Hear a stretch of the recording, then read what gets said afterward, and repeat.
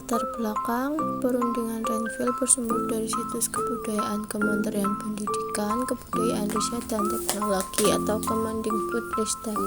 Latar belakang pelaksanaannya perjanjian Renville adalah tindakan Belanda yang tidak mematuhi isi persetujuan Ringgold-Jati.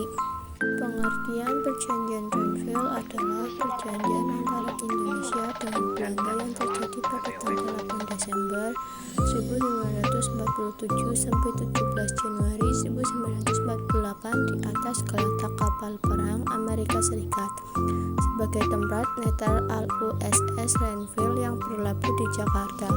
Perundingan dimulai pada tanggal 8 Desember 1947 dan ditengahi oleh Komisi Tiga Negara yang terdiri dari Amerika Serikat, Australia, dan Belgia. Perjanjian ini diadakan untuk menyelesaikan perselisihan atas perjanjian Ringgold-Jati tahun 1948.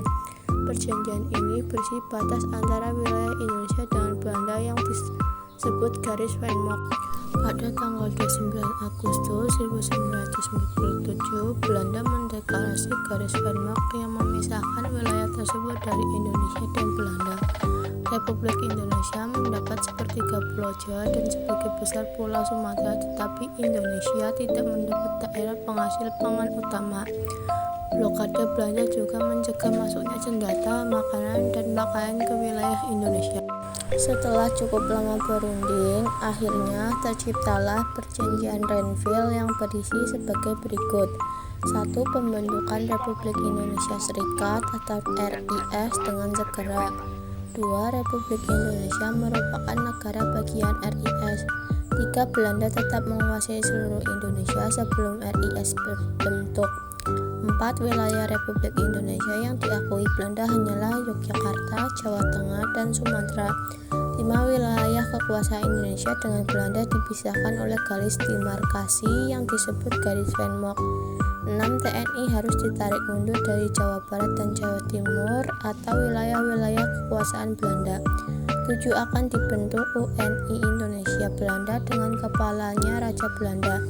8. Akan diadakan plebissit atau referendum atau pemungutan suara untuk menentukan nasib wilayah dalam RIS. 9. Akan diadakan pemilihan umum untuk membentuk Dewan Konstitusi RIS. Perundingan Renville yang ditandatangani pada 17 Januari 1948 itu ternyata juga cukup merugikan bangsa Indonesia. Wilayah kedaulatan RI menjadi semakin sempit dengan diterapkannya aturan garis Wehrmacht atau garis status KUO. Garis Wehrmacht mengambil nama dari Hubertus Wehrmacht, Gubernur Jenderal Hindia Belanda terakhir. Garis Wehrmacht adalah perbatasan buatan yang memisahkan wilayah Indonesia, Belanda, dan Indonesia sebagai hasil dari perjanjian Renville.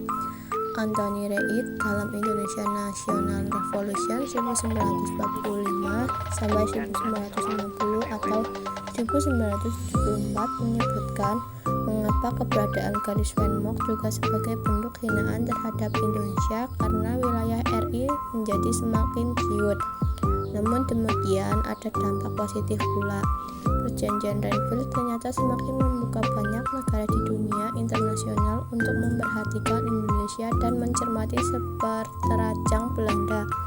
Dalam jangka panjang, keputusan-keputusan di Renville menarik perhatian dunia internasional yang semakin menyadari adanya pengorbanan besar untuk merdeka.